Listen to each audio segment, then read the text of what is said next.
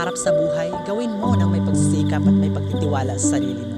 Tandaan, walang ibang maniniwala sa iyong kakayahan kundi ang sarili mo din. Maniniwala lang sila sa iyo kapag meron ka ng mga achievement na naabot sa iyong buhay. Huwag tayong magpadala sa kung anong sasabihin ng ibang tao. Ang mahalaga, masaya ka sa ginagawa mo.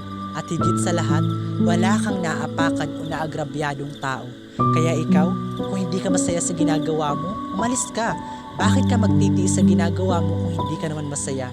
Diba?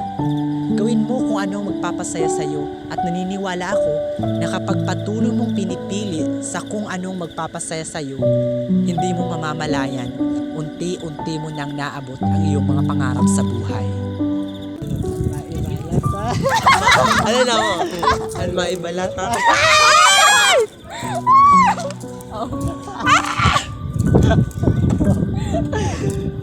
Maibalata? Ano maibalata? Hindi na ako nakakalata.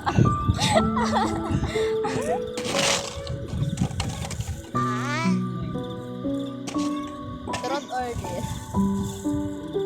Truth or dare? Truth. Dare. Nagtuwahi ko Ato! Ay, ganda eh. Kay dear.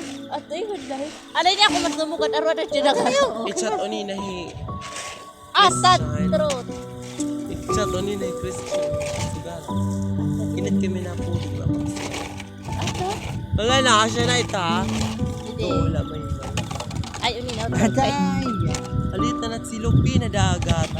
Hala! Ata kay mga. Ano silupi? Wow, Irish. Ito.